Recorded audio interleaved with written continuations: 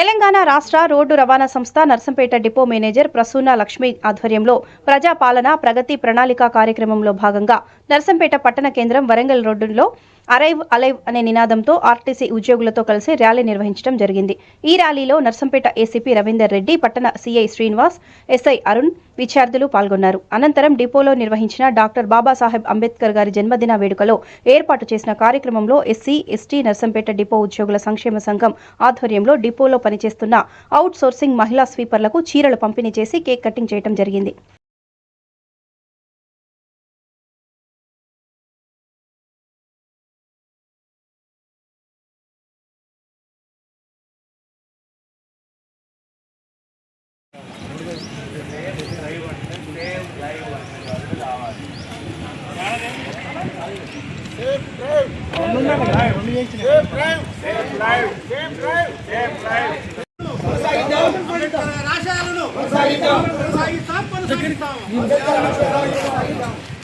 Narsampet CI గారు అంబేద్కర్ చిత్రపటానికి పూలమాల వేయాల్సిందిగా కోరుచున్నాం.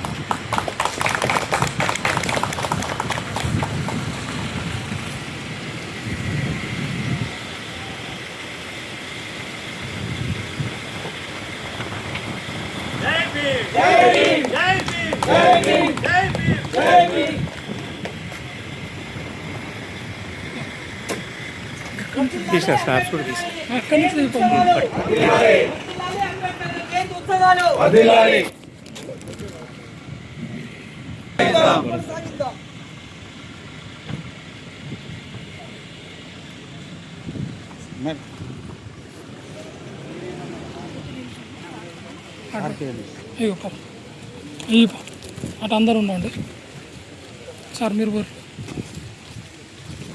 అడ్డంలే.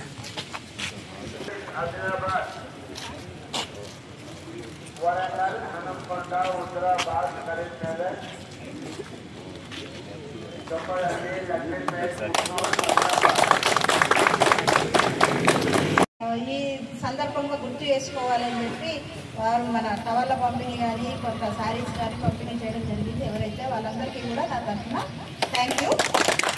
డిపో ఉద్యోగస్తులందరికీ కూడా అంబేద్కర్ గారి జయంతి ఉత్సవ శుభాకాంక్షలు.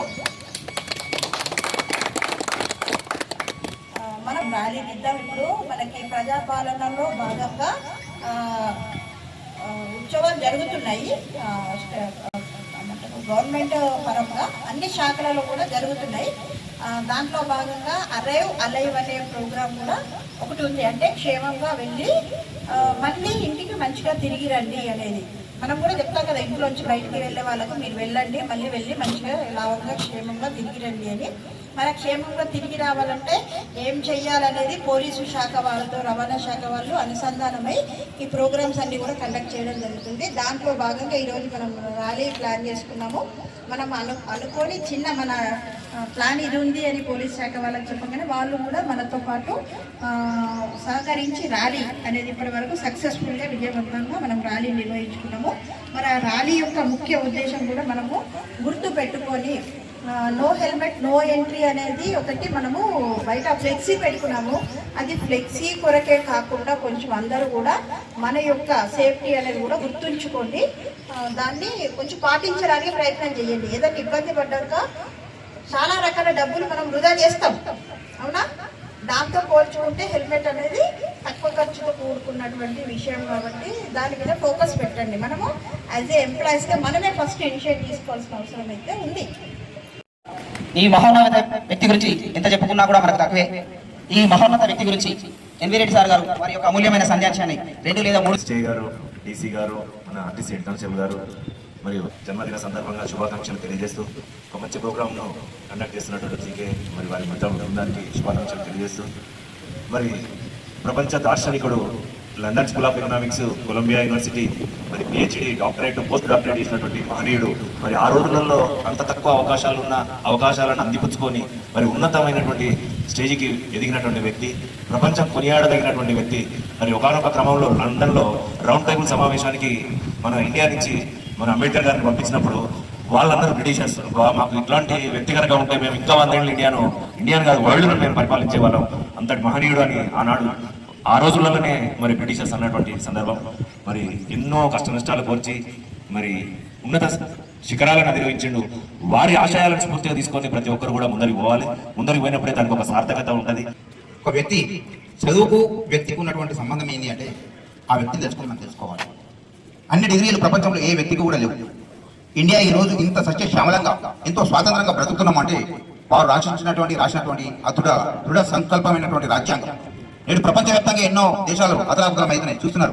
కానీ ఇండియా జోలికి రావడానికి ప్రపంచానికి భయమవుతుంది. ఎందుకు అంటే ఇక్కడ ఉన్నటువంటి రాజ్యాంగం సార్వభౌమాధికారానికి ఎటువంటి విఘాతం కల్పించకుండా ఉన్నటువంటి దృఢ సంకల్పం. ఎన్నో అవమానాలు, అన్యాయాలు, అక్రమాలు అవన్నిటిని కూడా ఎదుర్కొని మొక్కవని ధైర్యంతో ముందుకు సాగినటువంటి మహనీయుడు. మరి తాను దళిత బడుగు బలైన వర్గాల ఆశాజ్యోతిగా తాను ఈ యొక్క సమాజంలో, ఈ సంఘంలో మరి వాళ్ళు ఎదుర్కొంటున్నటువంటి పరిస్థితిని తన జీవితాంతం కూడా ఈ సంఘంలో ఉన్నటువంటి ఆ 7 కూడా తనకు సహకరించకపోయినా వాళ్ళు తప్పించుకున్నటువంటి సరే వాళ్ళ పనుల కోసం దూరంగా ఉన్నప్పటికీ కూడా తాను ఒక్కడు భుజస్కంధాల మీద వేసుకొని ఈ యొక్క భారత రాజ్యాంగాన్ని అందించి మన స్వతంత్ర పోరాటంలో అయితేనేమి రాజ్యాంగ ఈ రాష్ట్ర వ్యాప్తంగా అనేక చోట్ల బాబాసాహెబ్ అంబేద్కర్ గారి జయంతి ఉత్సవాలు జరుపుకుంటారు. ఎందుకంటే మహనీయులు ఈ ఏప్రిల్ నెలలో పుట్టినటువంటి మహనీయులు జ్యోతిరావు పులే కానీ, బాబు జగజీవనరావు గారు కానీ, అంబేద్కర్ గారు కానీ వాళ్ళ ఆశయాలను ఇంకా ఎప్పటికెప్పటికీ మర్చిపోకుండా మన తరం కాకుండా ఇతర తరాలకు కూడా అందించే రీతిగా ఆ తరాల వారిగా వందల సంవత్సరాలు గడిచిపోతున్నా కానీ ఇంకా మనం గుర్తు చేసుకుంటున్నాం అంటే వారి యొక్క ఆశయాలు, వారి యొక్క నైపుణ్యత, వారి యొక్క ఆలోచన విధానము వారు చేసినట్టు కోసం ఆ విద్యను అందించడం కోసమైనా మన పిల్లలు కూడా మనం చదువుకోవాలి. ఆ చదువుతోటి మన రాత మారుతుందని మనం ఒక విద్యావంతులు కావాలనే ఉద్దేశంతో మన పిల్లలకు కూడా చాటి చెప్పాలని కోరుకుంటూ ఈ భావి తరాలకు ముందు చూపుతో రాజ్యాంగాన్ని నిర్మించిన వ్యక్తి, చట్టాలను పొందుపరిచిన వ్యక్తి. ఇవాళ 1942లో కార్మిక చట్టం ఆయన ఉన్న శాఖలో కార్మిక శాఖగా ఉండేది. అప్పుడు 12 గంటల పనిదినం ప్రవేశపెట్టినప్పుడు ఈయన వచ్చిన తర్వాత చట్టాన్ని తయారేసి 8 గంటల పనిదినాన్ని మనందరికీ అందించిన మహానీయుడు, మరి గొప్ప వ్యక్తి అంబేద్కర్ గారు. ఆ మహానీయుడు ఆర్టికల్ 3ను ఆ రాజ్యాంగంలో పొందుపరిచిన తర్వాత ఏ ప్రాంతం అయితే విశిక్షణకు గురవుతుందో, దోపిడీకి గురవుతుందో, నీళ్లు నిధులు నియామకాలకు గురవుతుందో ఆ ప్రాంత ప్రజలు చైతన్యమై ఒక ఉద్యమిస్తే ఆ ప్రాంతాన్ని విడదీయాలనేది ఆ రాజ్యాంగంలో నడిచింది. ఆయన స్ఫూర్తితోనే మరి తెలంగాణ రాష్ట్రం ఆర్టికల్ 3ని ముందు పెట్టుకొని మన సెక్యూరిటీ గారు మరియు తోటి మిత్రులు, ఉద్యోగులు, గ్యారేజ్ సిబ్బంది అందరికీ నాకు హృదయపూర్వక నమస్కారాలు. భారతదేశంలో ప్రతి పౌరులు, అన్ని కులాల వారు, అన్ని మతాల వారు, అన్ని రాష్ట్రాల వారు చేసుకునే ముఖ్యమైన 3 పండుగలు. ఒకటి 15 ఆగస్టు, ఒకటి 26 జనవరి, ఒకటి మూడోది బాబాసాహెబ్ అంబేద్కర్ బర్త్డే. బాబాసాహెబ్